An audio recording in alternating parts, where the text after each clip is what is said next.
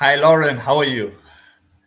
Hi, Siddharth. I'm very well. Very, I suppose, busy as can be understood in these times. It's like way less than a month till elections, till election day. And it's just been insanely busy in a very overwhelmingly positive. Great. My first question to you was what actually inspired you to get into politics and the name Organic Humanity Movement? The first one, what inspired me to get involved in politics is a complex answer because before I started OHM, I was with the opposition party of South Africa. And what inspired me to get involved in politics then already, that was in 2014, was really looking at my children and seeing that they might not have a future in this country if things continue the way they are going. The political situation in 2014 was already bad as it was. I remember thinking, how can it get worse than it is? And that was in 2014. That was 10 years ago. And now it's way worse than we can ever have imagined. Infrastructure is collapsing, the economy is collapsing, and it's just worse than anyone could have predicted, really. I don't think anyone really predicted that the system could be this defective in holding politicians accountable. And so I got involved in politics as an activist. Then I was employed in politics and local government. And then when I saw how internal politics gets in the way of government administration, I just had to quit. And that's when I started the Organic Humanity Movement to do away with party politics to improve our democracy as we know it, so that we stand a chance of building a South Africa we can have a future in. Please tell me about your manifesto. Cool. So the manifesto is really, I know a lot of parties will probably have a specific manifesto for a specific election, but our manifesto is really our entire reason for existence. It outlines exactly how and what changes we want to make to governments and to the political system so that we can live in a more improved democracy, because we believe that as we make these changes, society will progress to the point where we can even implement further changes later on. But it's important to realize the manifesto is split into two in a sense. On one hand, you've got the political changes that need to take place, the changes that need to take place to how we elect our leaders. So instead of having a multi-party system like we do now, where everyone votes for their favorite political party, we want to change that to a system where there are no more political parties recognized by government. And instead, for instance, the Independent Electoral Commission will still exist. So you as an individual might feel a desire to lead your community for whatever reasons. And so you will apply to the IEC to become a candidate. You'll have to show support through signatures and also pay a fee, similar to what parties do now. And then you will be a candidate and then campaign and then contest elections, and then may the best person win at the end of the day. I think what it's going to lead to is very robust public debates. I think people should be more interested in politics in this new system. And people, I think, will have personal investment in choosing who their leaders are going to be because they can hold them directly accountable. The most important part of the changes we want to make to the electoral system is also voting people out of public office if they don't perform. And it's not something that can happen overnight. It's not something that can happen with the click of a button or by snapping your fingers. It's a process that the constituents will have to follow. And there'll have to be valid grounds in which to do so. And the candidate, the public representative can be voted out or even voted back in if they contest the same election that they were voted out on. So that's the political side. Government-wise, we want to change the entire structure of government. So we feel like if you look at the whole world, the entire approach to government, it's all wrong. So leaders world over, if you look at presidents of European countries, if you look at leaders of international organizations like the WEF, and if you look at our government, the mentality that those in government have is that, we need to do everything and have as much power as possible to fix these peasants' problems, because I think they look upon us like subjects and peasants, and they want to give themselves power to solve our problems. Whereas I'm saying in order for humanity to progress, we need to take it a couple of steps back. And we are really the masters of our own fate, the captain of our own ships.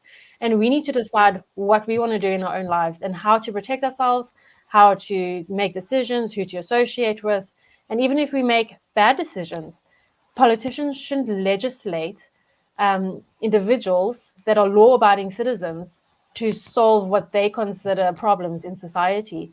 And the mentality is going to be completely changed around. So even in the new constitution that we want to write, we will declare that the first level of government is self-governance. That is the number one most important level of government, meaning that you are accountable for your own successes.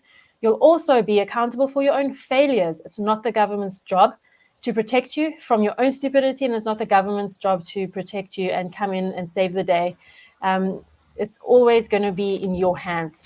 Then the next level of government is family government. After that's community government. And then the next two official form of governments, but equally as important, would be local and then national. National will only have 3 areas. In summary, it's just protecting the integrity of the state and the defense of the borders of the country from international threat of any kind. And then everything else will be up to the local governments to decide on. There's 52 local municipalities that we propose, and they will have responsibility, much more responsibility than currently, especially when it comes to administering services that we get from national governments, such as education and welfare. It'll now be in the hands of the local governments, which I think brings more accountability, because it's much easier for you and me to rock up at a municipal office as opposed to the whole country trying to rock up at the union buildings in Pretoria. So it brings government closer to people. Everything we've done is to try to bring government just a couple of steps closer to the people to make our democracy a better place to live. Okay, my third question to you is, currently, considering the polls are showing this election will be of coalitions, which party would you consider partnering with? We have a very interesting strategy, actually, in that we're not going to be forming coalitions with anybody. So, we're not expecting a seat because we're very new. We got 7,000 votes in the local government elections in 50 municipalities. But if we have to get a seat, for me, it's not about coalitions at all. Once we get at least one seat, we're going to use that as leverage to then start not approaching political parties, but individuals in government, and convincing them that the improvement to the Electoral Act and government, the Constitution and government structure is the way to go for the future of the country. That in parallel to creating that awareness on the ground from our members, obviously are all behind this, but then increasing the publicity for the changes that need to be made. And I feel like the public pressure will increase, and that will cause individuals in Parliament to eventually get to the point where they see no choice but to make these specific changes. Simple things like getting rid of funding for parties, voting in the president of the country, then getting away with doing away with the multi-party system in its entirety. And that will all take place through changing legislation, but most importantly, also changing the Constitution. And to change the Constitution, you need, for a lot of the changes, you need about 70% of Parliament to vote in favor. And I think with the new parties potentially coming in now, that will increase the chances and hopefully speed up the process to the point where we can make these changes officially. So coalition, no, we're not a policy this versus policy that kind of party. We exist only to change the system, and we believe that once the systems change, then it's open season. Anyone can put themselves forward as a candidate and declare what they believe, and declare what their opinions are, and declare what policy changes they're going to make.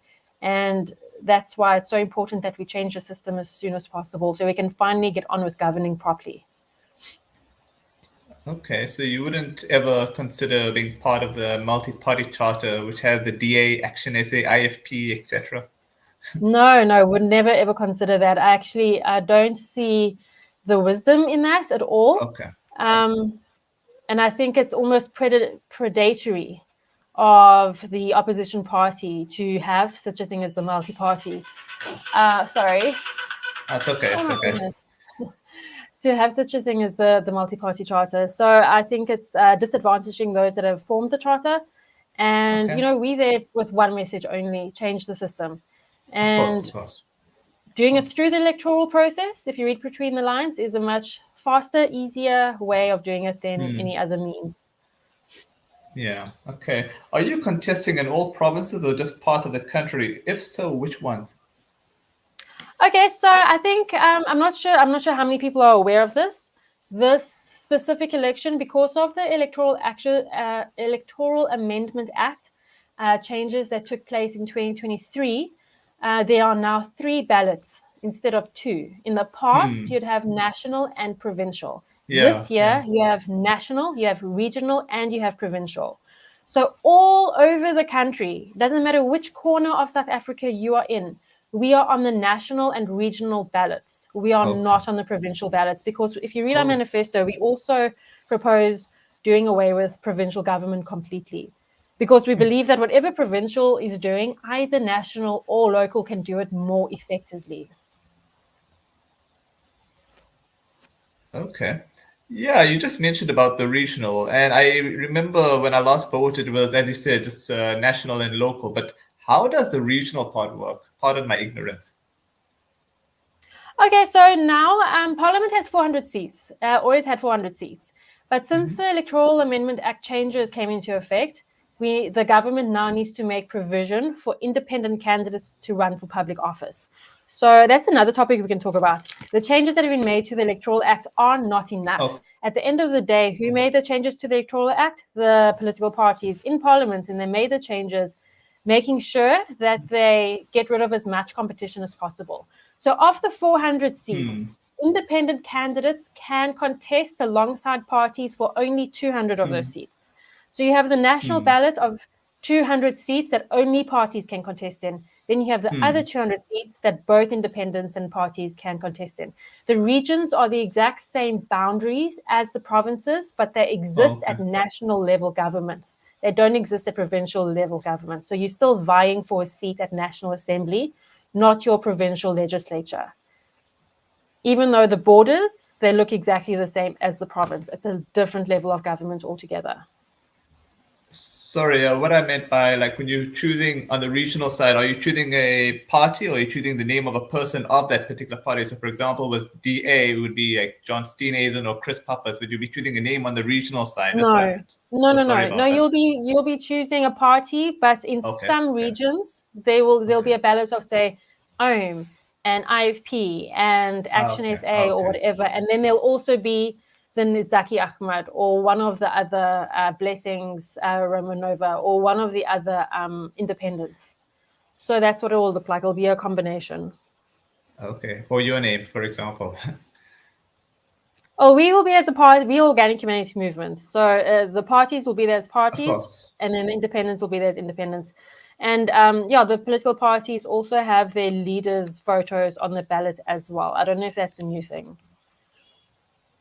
Okay. All right. Before I ask you my final question, I'm just noticing these comments here. I don't know if you can see this first comment here. Oh, yeah, this one here by Corin. Please mention that your views are Christian. I don't know what that means, unless you can.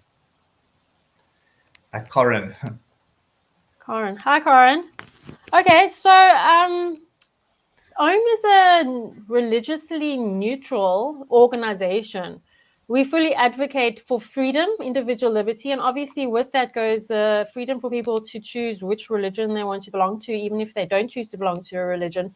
I think protecting people's freedom of association is extremely important, and we have people of many faiths within our organization.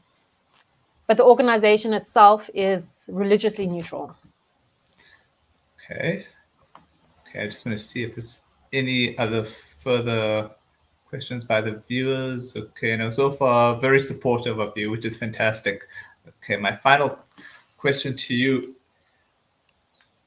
is, what's your message to the voters in the sense, why you and not the others? That's actually an easy one because of our manifesto. So I've always said along this whole entire journey that policy change is not going to fix this country. System change is the only thing.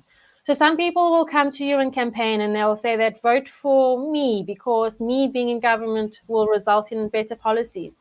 But I'm saying the system is rigged. The system was designed to fail. Once you're in the current system as a politician, it captures you with how it works on a day-to-day basis. And because of that, every politician, no matter how good they feel they are, no matter how uncorruptible they feel they are, they will fall for the traps and they will answer to the parties, not the constituents. they will answer to the funders, not the people, continuously over time. And so the system itself is what is failing the people. So we can argue about policy left, right, and center. It's not going to help until we implement a better form of democracy. And you can go to our website, om.org.za, and read our manifesto. I'm having 3 meetings in Gauteng this weekend describing our manifesto, and hopefully more across the country very soon. And, I've described a little bit at the beginning of this interview the changes to the government structure, changes to the political system. It's much more in depth than that. But another thing we want to change is also the actual electing process, the actual way we elect our leaders in terms of what the ballot will look like and the method of voting we'll use. So right now you go and you vote you put an X next to your favorite person or favorite party, and that's it. But we're proposing something called the alternate voting system, in which if you have 30 candidates on the ballot, you can rate them. You can score them from your most favorite to your least favorite. You can score all of them, or you can just choose your top 3 or your top 5. It's up to you. But when you use this kind of voting system, what it does is that it filters out the weakest candidates. And what you'll inevitably have is, out of the pool of the strongest candidates, the one will actually come forward and end up representing you. So what it does is it will create a South African democracy where better candidates are getting elected to public office. So changing the system is the most important thing to do. Don't get confused and distracted. This is so important for voters. Don't be distracted by issues that are designed to make you feel strong emotions. It's so important to focus on the bigger picture in South Africa. We stay in the current system, continuously divided by little things, we'll never move forward. So what we are advocating for is, let's put our differences aside, unite to the point where we change the system. Once the system has been changed, then we can fight it out in public discourse and debate about the issues that are important to us. Until then, our only focus needs to be changing the system of South Africa to a better democracy. Yeah. Our only request is that when you are really in power, that please put online voting, because sometimes you have those people that may not have the opportunity of, either driving because they're probably like handicapped, or they just maybe lack a budget to take buses. I'm sure you know what I mean. I'm not sure I trust online voting. There are ways in which one can overcome that. For instance, there's special votes. If you are disabled, pregnant, or extremely elderly and frail, the IEC will actually come to your house. Now, unfortunately, I don't think there's enough awareness of this, perhaps. But under special circumstances, the IEC literally comes to your house, and there's a special process whereby you will vote from your bed if you have to. Those processes are actually in place. I think someone even voted at a hospital once because they gave birth on voting day. I remember hearing that story. So the methods are in place. The voting, as an area gets bigger, as development takes place, the IEC actually looks at the voting stations, and they'll create new voting stations to ensure that people can get out there and vote. And so what I think actually needs to be done, which is not being done, is that more funding needs to go towards the IEC to improve voter education and accessibility. And that would be better, in my opinion, than going online. Just my opinion. No, of course. No, because you see, what my thinking about online voting, as you just mentioned, there are flaws, but my way of going around it is that, with the recognition. So, for example, someone have to first put in their ID and then also have this face recognition. They have it, and then that's where they can match the person. And then that way I feel the voting process could be better, if you know what I mean. I think that's something they could implement. The process can be better, but I think the result that's pumped out in the end can still be manipulated if you go the electronic route. But I'm by no means an electronic voting system expert. I've been involved in observing. I've been involved in observing the voting and counting process in the past, and it's a very transparent process. The more people that volunteer as party agents and observers, the more transparent the current process is, even though it is perhaps a little bit old-fashioned according to the younger people. I think it's pretty much foolproof as long as people are participating where they can. Yeah, Rosalind just mentioned blockchain voting. I forgot to mention that to you. What's your thoughts on blockchain voting? I don't even know how that would work. I need to understand how the nuts and bolts of that looks. No, blockchain is transparent. I'm sure you've heard of crypto in that sense. It's transparent. You can see all the transactions happening, and that way you'd be seeing all the votes coming in naturally. That I feel would be less corrupted, but I don't want to, take too much of your time. And thanks so much for your time. And hopefully this can be the first of many. And when you are really more into the system, we can have more such updates like this. Anytime, Siddharth. Thank you so much. I mean, this has been really interesting, and love hearing your questions. And hopefully we can discuss more things in detail. Of course. Thank you so much, and God bless. Thank you.